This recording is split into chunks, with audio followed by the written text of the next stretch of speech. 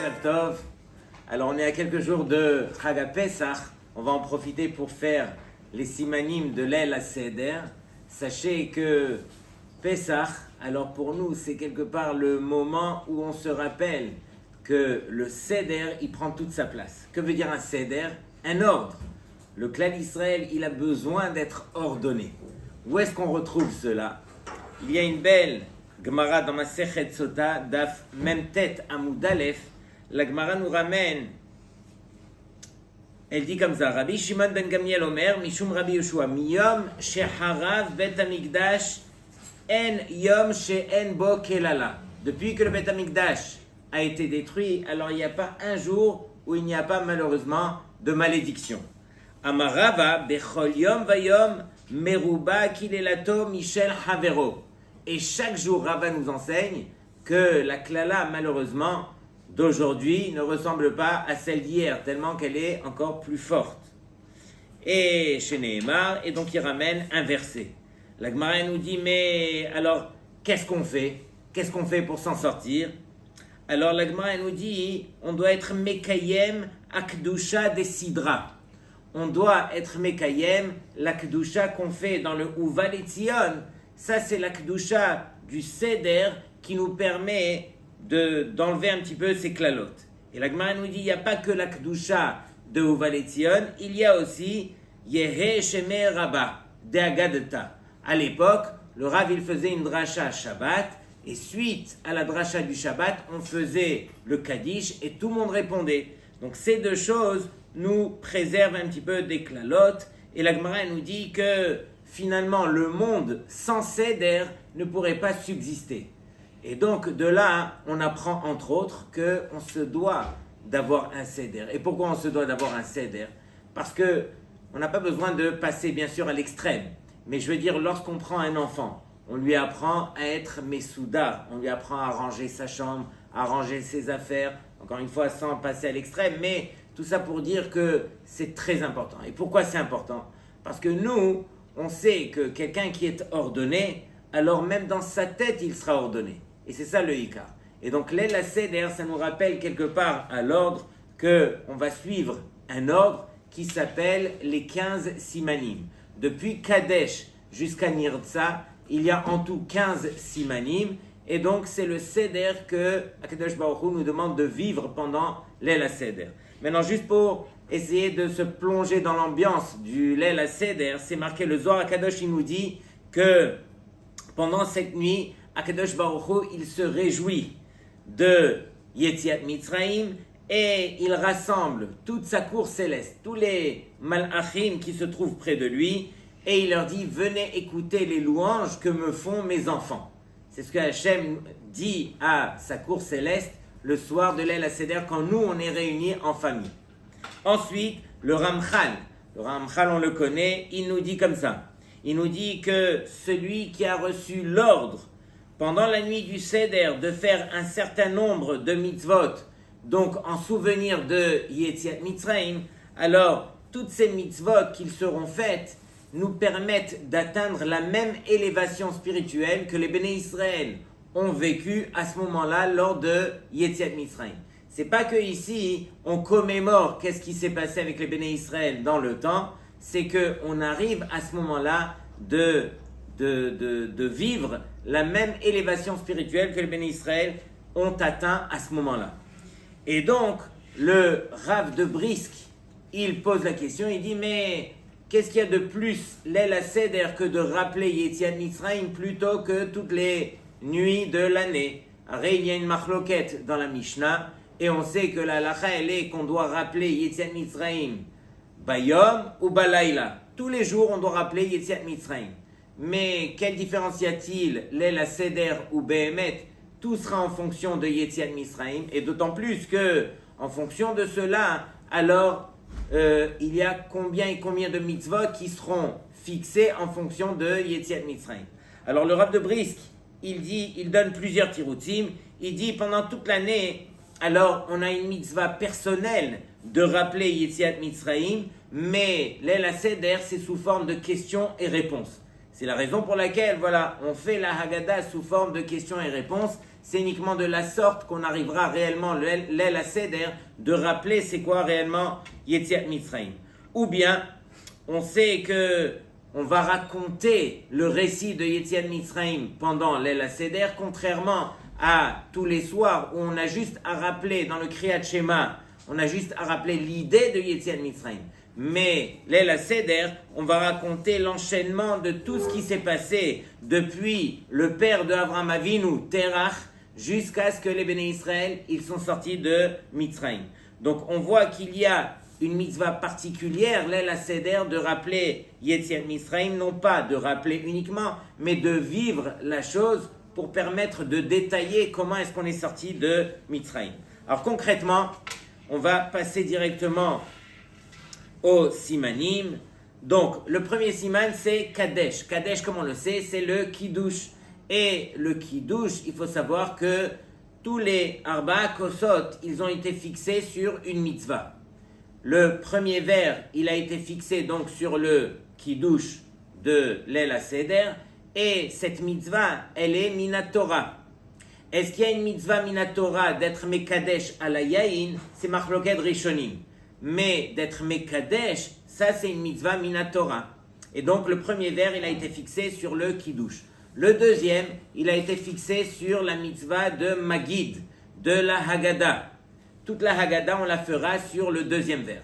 Le troisième vers, il a été fixé sur le Birkat Hamazon.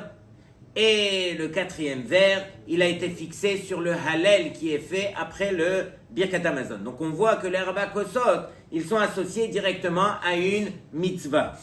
Donc on va venir concrètement à expliquer les choses pour que éventuellement, voilà, on va comprendre. Donc vous savez que un vers, alors il a plusieurs graduations. Je vous ai fait la photo d'un verre, ça c'est un verre Chad Pe'ami, le verre jetable.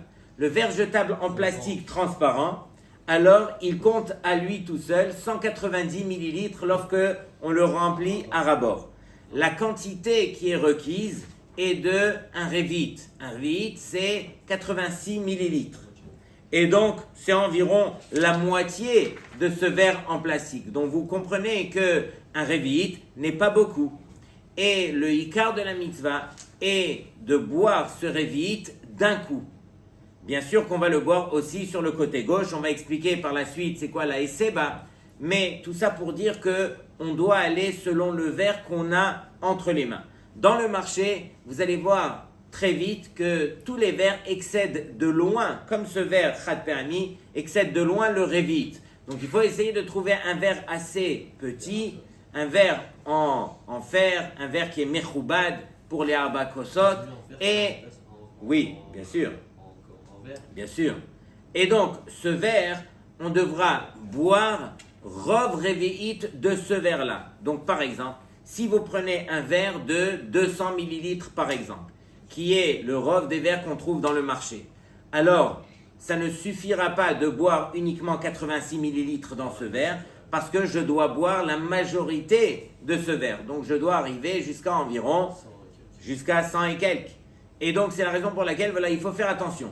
Que lorsque vous allez choisir le verre, essayez de trouver des verres qui sont assez petits pour pouvoir boire la quantité requise qui est, encore une fois, de 86 millilitres, un révit.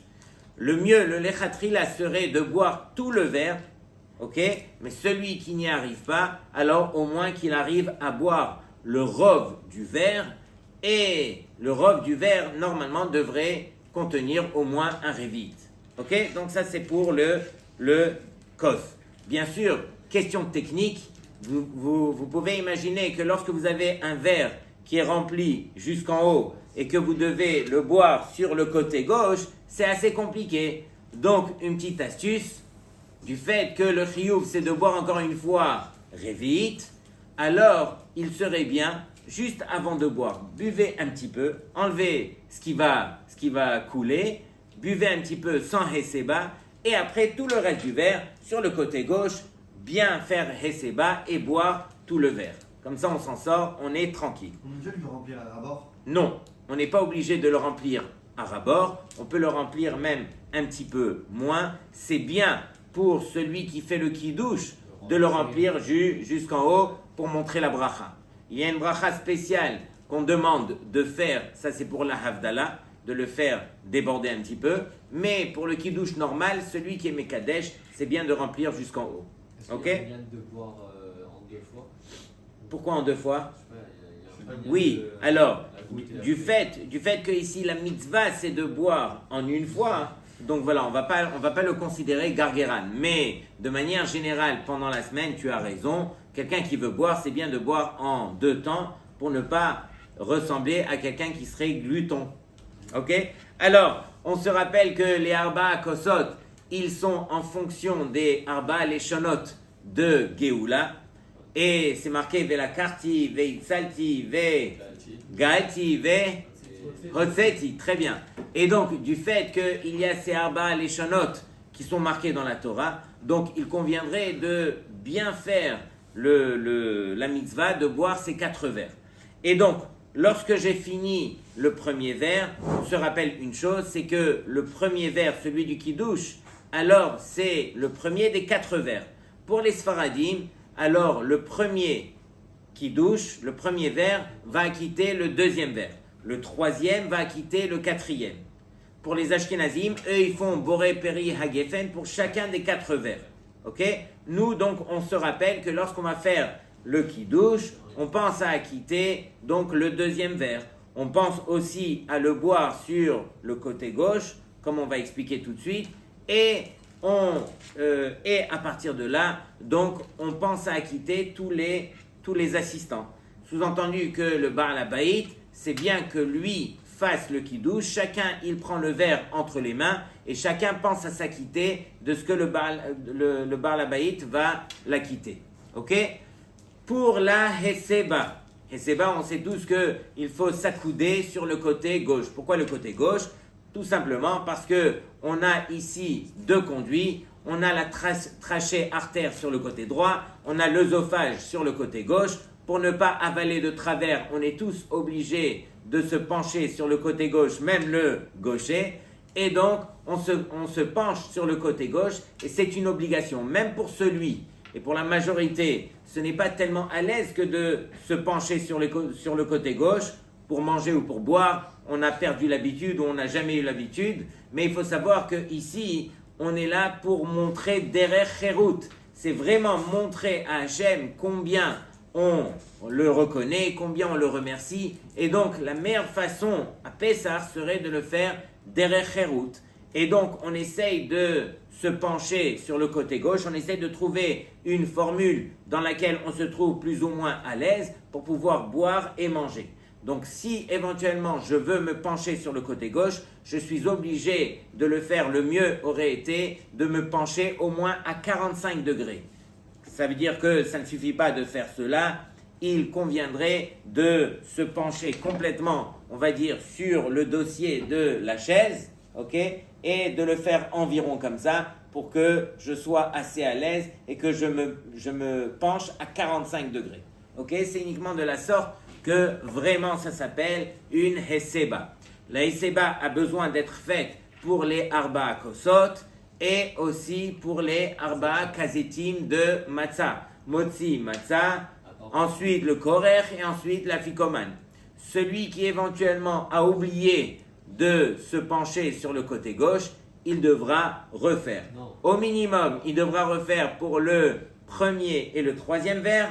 Pour les brachot. Ok, sans refaire les brachot, mais ce qu'on doit manger au niveau de la matzah, pour chacun des kazetim de la matzah, on sera obligé de refaire sur le côté gauche. Bien sûr, on ne refait pas la bracha, on refait que le fait de manger sur le côté gauche. Ok? Donc, ça c'est pour le kadesh. Ensuite, on fait urchatz. Urchatz, c'est quoi? C'est qu'on doit se laver les mains. Comme on le fait pour le motzi, on devra faire 3 fois, et sans bracha cette fois-ci, c'est uniquement pour pouvoir manger le céleri qu'on va tremper dans l'eau salée, et donc du fait que ça s'appelle davar chez Tibulo Bemashke, tout le monde sait que un aliment qu'on a trempé dans un des 7 liquides, Yad, Shahat, Dan, alors on devra faire Netilat Yadayim sans bracha pour pouvoir le consommer. C'est exactement ce qui va être fait ici. Donc on fait urchatz sans bracha. Ensuite, karpas, on prend le céleri, on essaye de prendre une petite quantité, justement pour ne pas arriver au kazaït et safek s'il faut faire bracha acharona ou pas. Et donc, dans ce cas, on prend moins de kazaït, on le trempe dans l'eau salée, on fait boré peri ha'adama, et en faisant boré peri ha'adama, on pense à acquitter le maror qu'on va manger après dans le repas. Ok, ça veut dire à partir des kazetim de matzah. Du fait qu'il y a un safek par rapport au maror, alors je pense à l'acquitter par le karpas. Donc, est-ce que les femmes et les enfants doivent le faire? Eh bien, oui, les femmes sont obligées de faire tout ce que les hommes doivent faire aussi, y compris le récit de la Haggadah. En résumé, vous avez bien compris qu'il y a 2 mitzvot qui sont Deoraita, le Veigadta Levincha, le récit de la Haggadah, et le fait de manger la matzah.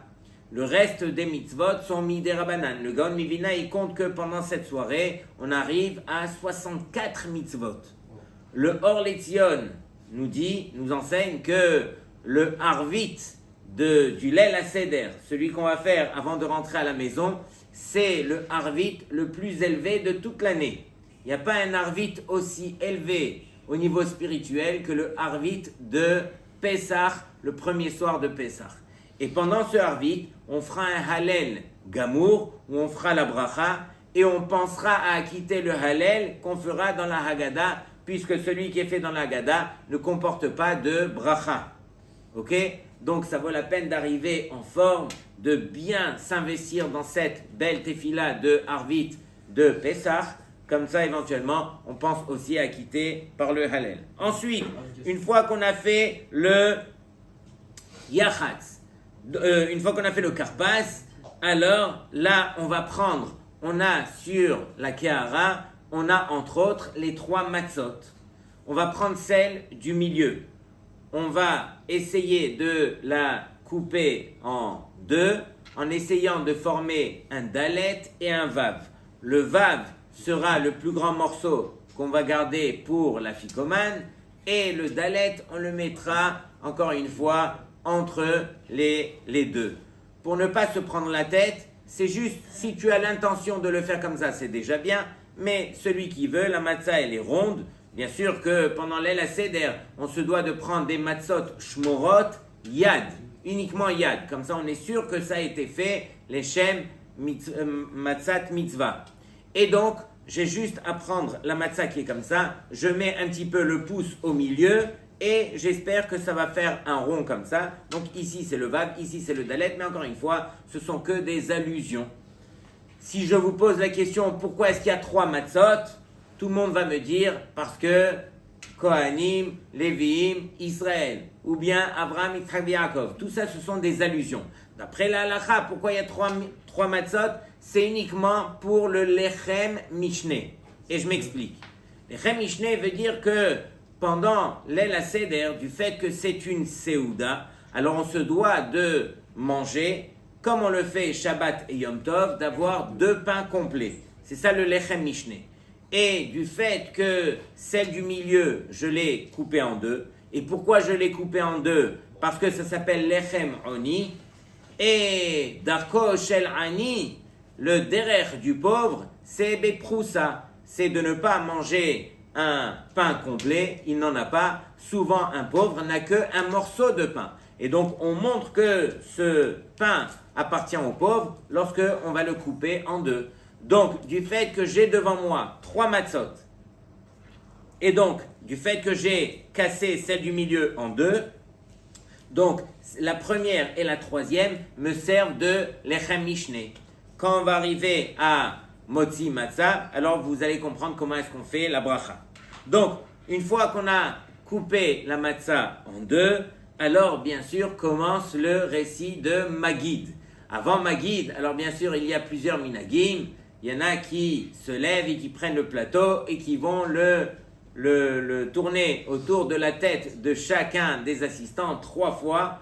Et on chante ce qu'on a l'habitude de chanter, Etmol pour certains, mais ceux qui font Bivhilu Yatsanu Mimitzraim, Bebelouya, qu'on a l'habitude de chanter, alors sachez que le Rambam, dans sa Haggadah, vous pouvez prendre la Haggadah du Rambam, alors sachez que juste avant Halachma'anya, il écrit Bivhilu Yatsanu Mimitzraim. Lui-même, il avait l'habitude de faire ce minhag. Et donc Bivhilu veut dire avec empressement. Akadosh Baruch Hu nous a fait sortir de Mimitzraim. Ok? Donc c'est un bon minhag. On le fait pendant que on tape sur la tête des convives. Alors chacun ferme ses yeux et demande à Hachem ce qu'il a à demander à Hachem pour que Bezrat Hachem, Akadosh Baruch Hu lui apporte. Dans tous les cas, on va commencer le Magid. Magid, il faut savoir que la nuit, elle est quand même assez courte. Si on veut arriver à manger la ficomane avant Hatzot, qui cette année est à 1h53, sachant que on va commencer le kiddush qu'après la tombée de la nuit, il n'y a que 2h30 de temps. Rabotai, pour 2h30 de temps, je reviens à ce que j'avais dit au départ, on se doit d'être messoudar, on se doit d'avoir un seder. Pour être messoudar, il conviendrait à ce que le Baal Habayit avec ses enfants, il prépare toute la table du seder avant que la fête ne rentre. Comme ça, dès qu'on rentre du Beth Knesset, on n'a pas une seconde à perdre. Et on met bien sûr les plus belles choses sur la nappe de Pessah.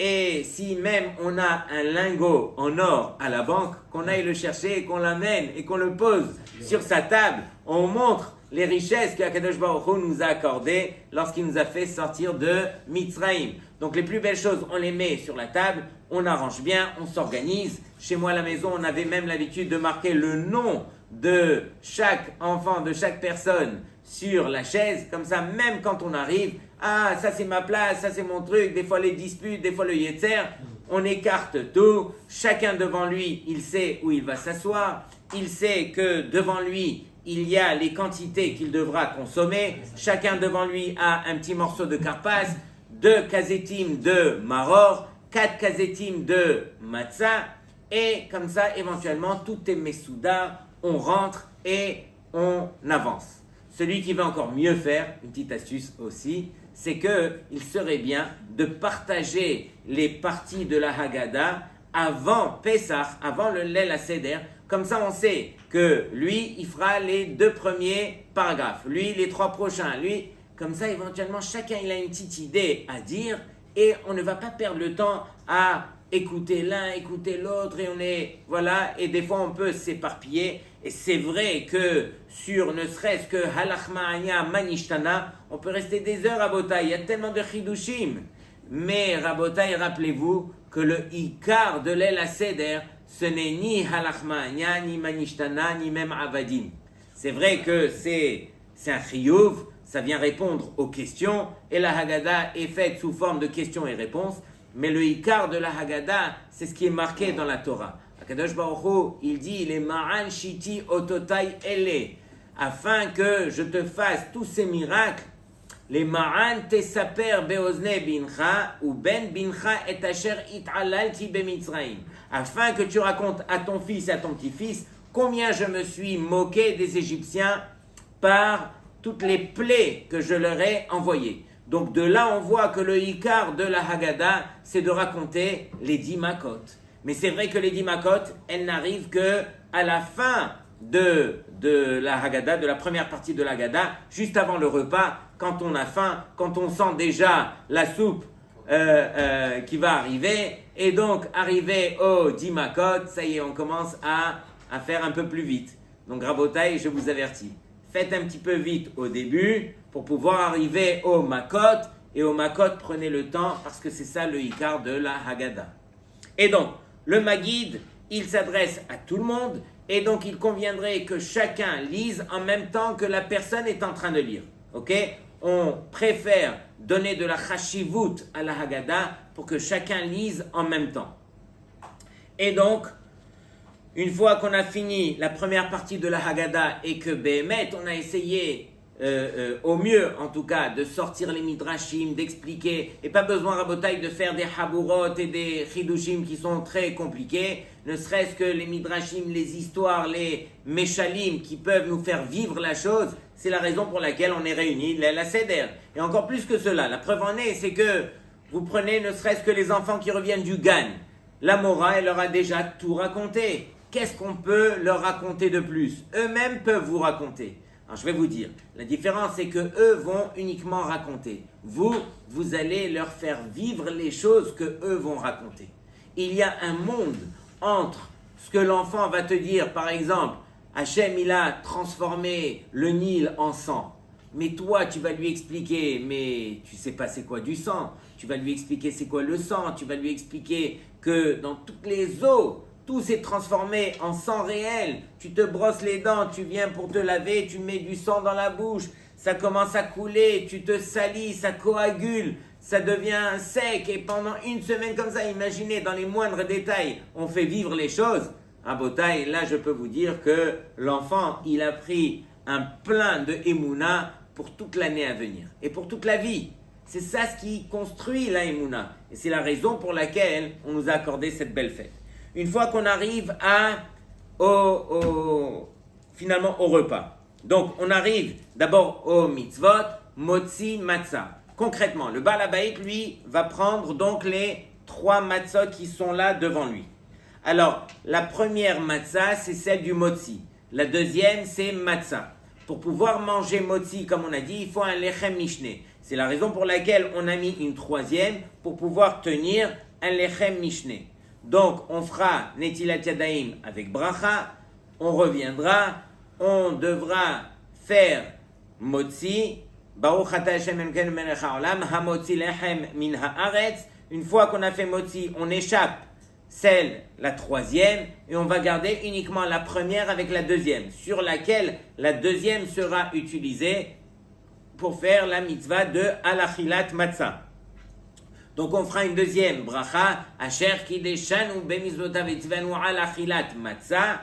Et là, qu'est-ce qui va se passer? On devra prendre un kazaït de la première matzah et un kazaït de la deuxième.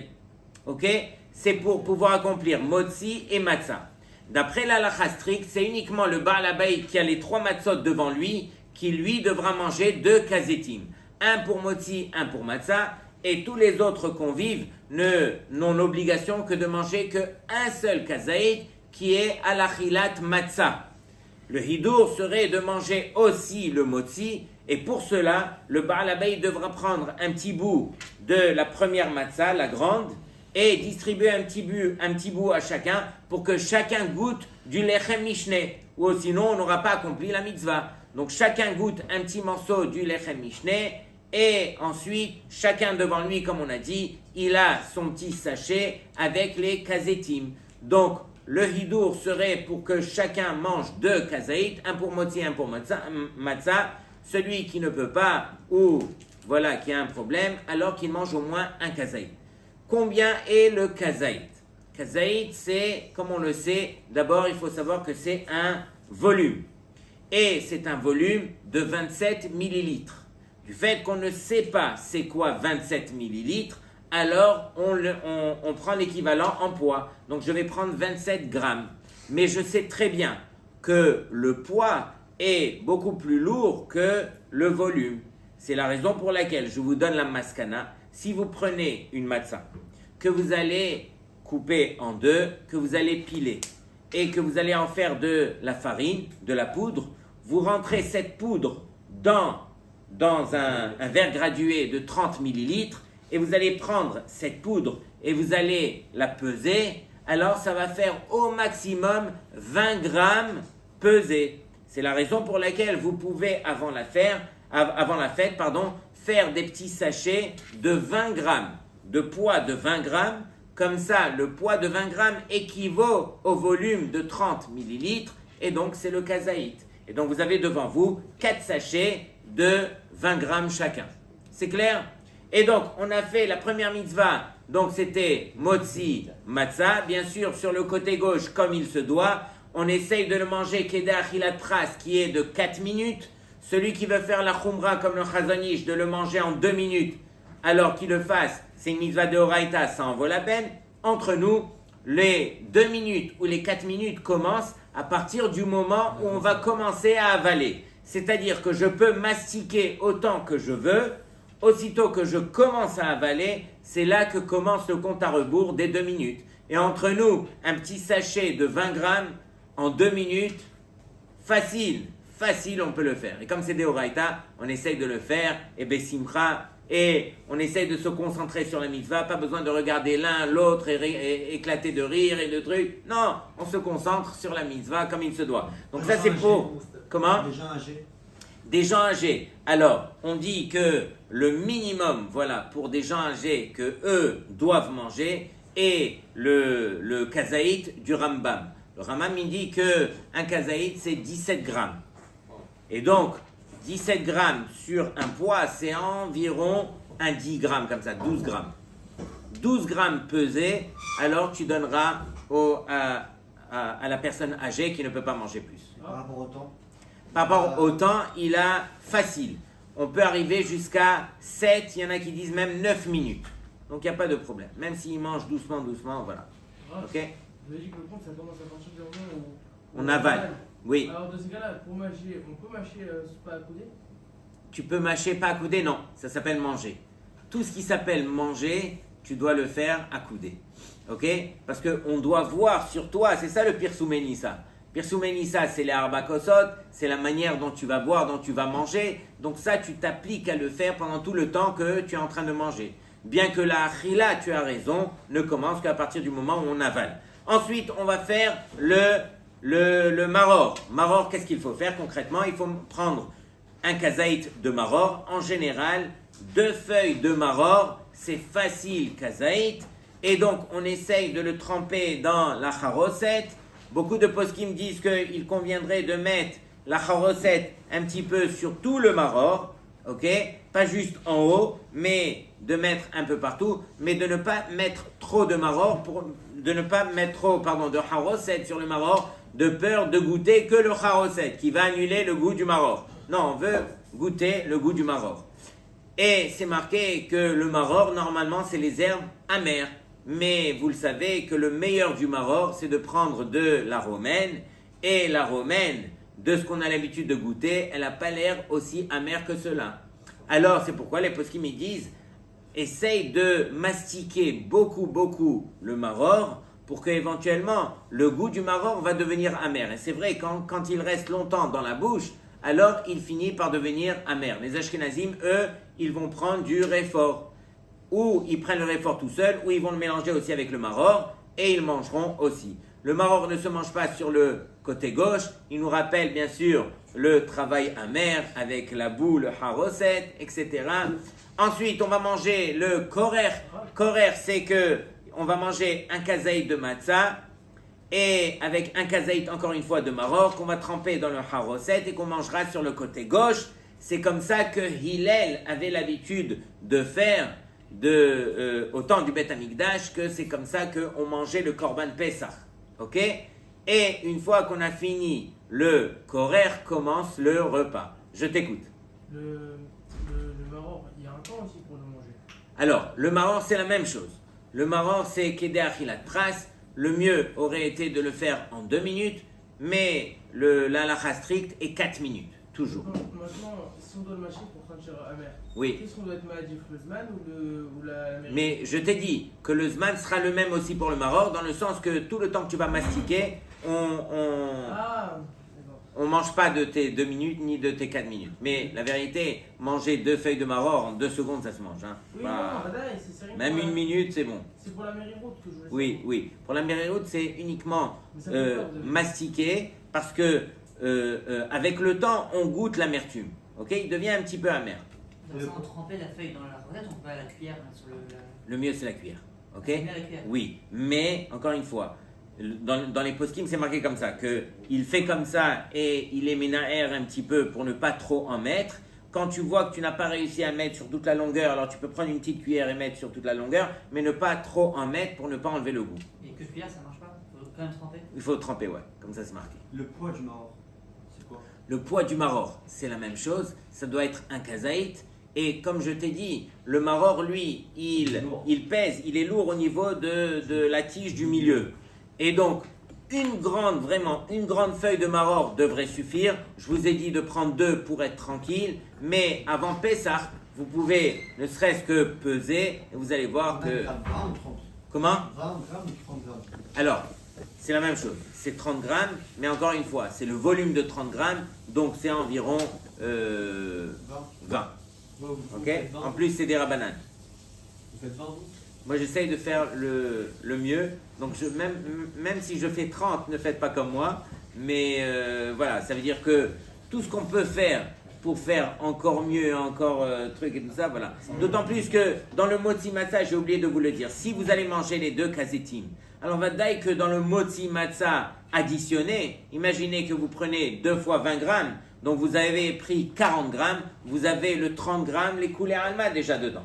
Ok? Mais s'il faut prendre 2 kazetim, c'est-à-dire 2 fois 30 grammes. Je suis d'accord, mais encore une fois, le premier, il est Deoraita, celui que ton chiyuv, et le deuxième, il est des Rabanan. C'est pour ça qu'il y a un tsirouf qui fait qu'on peut faire moins pour cela. Alors, est-ce que tu as presque basé, vous pouvez nous dire comment on est bodek La romaine, non, parce que à chaque fois c'est un nouveau truc. ok, Maintenant, éventuellement je vous montrerai, mais je veux dire, pour faire facile, vaut mieux acheter la laitue, la gouche cative, celle qui est déjà vérifiée, tout ça, celle qui pousse sur l'eau et le sable, où il n'y a pas de verre, et éventuellement, voilà, c'est plus simple. Mais tu as dit qu'elle n'a pas un bon goût. En général, les feuilles, elles sont un peu noires. Elles sont un peu noires quand elles viennent des États-Unis, des trucs comme ça, mais voilà, il faut aller au marché en temps et en heure. C'est pour ça qu'ils les font venir à la dernière seconde, pour qu'éventuellement on puisse en trouver. Alors, celui qui ne trouve pas de romaine, il peut prendre des endives, c'est le lechatrila aussi. Le meilleur parmi toutes les herbes qu'on aurait pu prendre, c'est la romaine. C'est pour ça qu'on s'efforce de trouver la romaine. Mais dans le cas où ça va être compliqué, où je ne prendrai pas le temps de bien les vérifier, d'enlever les insectes et tout ça, vaut mieux prendre des endives et être tranquille. Vaut mieux ne pas prendre le meilleur, mais manger sans les insectes, plutôt que de prendre le meilleur et avoir un safek insecte qui va nous gâcher toute la fête. il y a un problème cette année avec la romaine pour mettre Non. Non. Ok? Et regardez aussi, dans le marché, il y a beaucoup de romaines qui viennent aussi des États-Unis. Ok? Qui ne viennent pas que d'Eretz Israël. Et là-bas, ils le font très bien aussi. Ok? On va avancer parce qu'il nous reste encore très peu de temps. Donc, on est déjà au Shulchan Orech. On ne dit pas Aruch, on dit Orech. Et donc, on va essayer de manger, mais ne pas exagérer. On n'a pas le droit de manger de la viande qui est rôtie. Ça va rappeler le Korban Pessah. On ne mange pas non plus le 0A qui est du plateau. Oui, j'ai oublié de vous dire ça, que pendant la Haggadah, ceux qui ont mal à la tête, qui n'ont rien mangé pendant la journée, qui sont fatigués, tout ça, ils ont le droit de manger certaines choses. Comme j'ai vu, il y a certains poskim qui disent qu'on prépare des œufs bouillis et on peut donner aux assistants un œuf. Et c'est vrai qu'un œuf, ça cale. Ça cale. Est-ce qu'on fait Boré Fachot après un œuf, puisque un œuf c'est kazaït ou pas? C'est Machloket Poskim. Il y en a qui disent oui, il y en a qui disent non. Je ne rentre pas dans ça, mais tout ça pour dire qu'il y a une possibilité de manger un petit peu, parce que le repas, il va traîner et on risque de perdre la mitzvah de Horaïta, de Veiga de Talebincha. C'est la raison pour laquelle voilà, on s'efforce. Pour le vin aussi, il y en a qui ont du mal à boire du vin et on sait qu'on donne priorité, comme on a dit, au premier et au troisième verre, où il conviendrait, au moins pour ces 2 verres, qu'ils soient faits de vin. Alors, aujourd'hui dans le marché, on peut trouver du vin qui a une faible pourcentage d'alcool. Vous pouvez trouver du Kedem aujourd'hui facile à 3,5% d'alcool. C'est du vin. Déjà, on a la khumra de boire du vin. Il y a un petit peu d'alcool et donc on est tranquille. Mais le mieux aurait été de s'acquitter aussi par du vin selon le Ramban qui dit qu'on ne veut pas du vin qui est mevouchal. Donc il faut trouver du vin qui n'est pas mevouchal qu'on peut boire. Les poskim discutent à savoir, est-ce qu'on a le droit de mélanger du vin avec du jus de raisin? Alors, tous les poskim, ils disent que oui, ok, on peut mettre au moins moitié de vin, moitié de jus de raisin, ou bien il y en a qui disent qu'on peut même 1/3 de vin et le reste de jus de raisin. Donc éventuellement, voilà, il y a la possibilité, il faut être racham, quelqu'un qui sait que sa tête elle va tourner pendant toute la soirée et qui va être fatigué, vaut mieux qu'il ne rentre pas dans les khumrot. Je sais que le fils du Rav Ovadia Yosef, il a témoigné que son père, des années, il ne buvait que du jus de raisin pour les arba kosot. Voilà, un des gdoléadors qui lui ne vise pas la khumra et qui lui, il dit à ses enfants, je préfère faire la khumra qu'à la fin du seder, quand on a tout terminé, que je reste assis à ma place et que j'étudie pendant quelques heures. Vous savez que Shulchan Aruch, il nous interdit de dormir l'El Seder. Une fois qu'on a fini Shir HaShirim, on reste à sa place et on étudie soit Ilchot Pesach, soit les Midrashim sur la Haggadah, et c'est uniquement au moment où on s'endort sur la table qu'on a le droit de se lever et d'aller dans son lit pour aller dormir. Donc Rabotai, voici un des Gdoléador qui lui préfère faire cette mitzvah comme il se doit plutôt que de faire la khumra du vin. Et donc, une fois qu'on a terminé le repas, alors bien sûr on vérifie la montre pour pouvoir manger le korban Pesach. Non, la ficomane qui représente le korban Pesach qui était mangé avant Hatzot. On arrive à la ficomane et on sait que c'est la dernière chose qu'on devra manger. Donc finissez les desserts, les fruits, tout ce que vous voulez. Vous mangez la ficomane, 30 grammes sur le côté gauche. Il y en a qui veulent faire la khumra de manger 2 kazetim. Donc c'est la khumra et on mange sur le côté gauche. Une fois qu'on a fini la ficomane, alors bien sûr on fait Maïm Haronim, Zimoun, et là commence la deuxième partie de la Gada, celle sur laquelle on peut dire qu'elle a toute son importance. On est là tous réunis pour chanter, pour remercier Hachem. C'est la raison pour laquelle on est réunis cette soirée.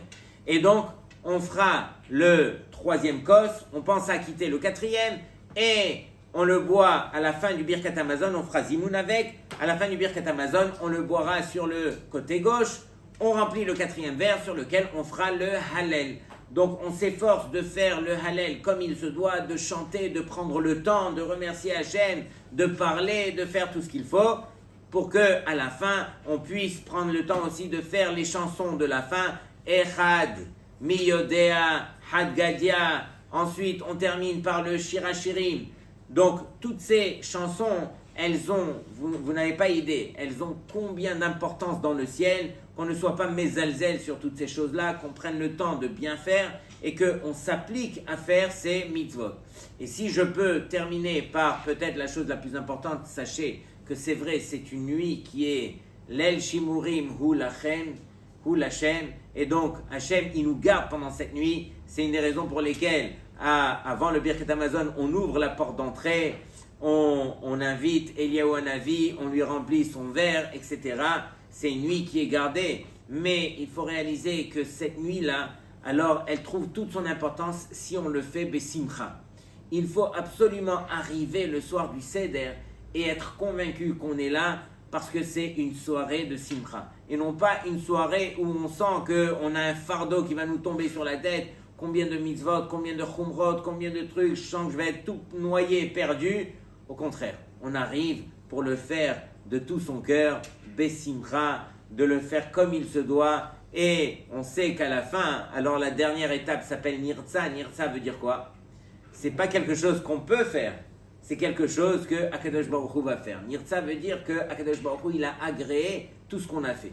Donc quelqu'un qui fait et qui le fait de son cœur, peu importe s'il a loupé, s'il n'a pas fait exactement, il a essayé de faire de son mieux, Akadosh Baruch Hu, il est mératzé, il accepte cela. Si Bedi Avad, quelqu'un a oublié, parce que ça m'est arrivé une année, alors on était tellement pris dans l'entrain du Seder qu'on a oublié la ficomane. Wow. Et ça peut arriver. Après le repas, alors on oublie juste la ficomane et tout le truc, et donc on a fait Birkat Hamazon, et après Birkat Hamazon, on a oublié la ficomane. Alors qu'est-ce qu'on a fait?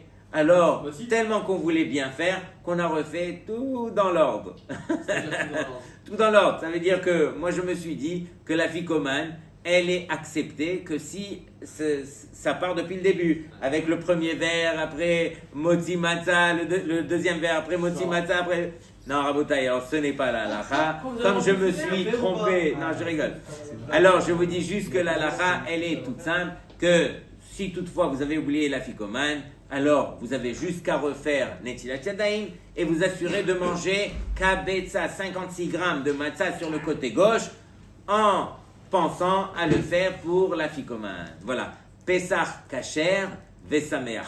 On se rappelle tous du Kacher, on oublie souvent le Sameach, donc n'oubliez pas le Sameach dans votre Pesach de cette année. Pesach Kacher, Vesameach. Pas d'accord.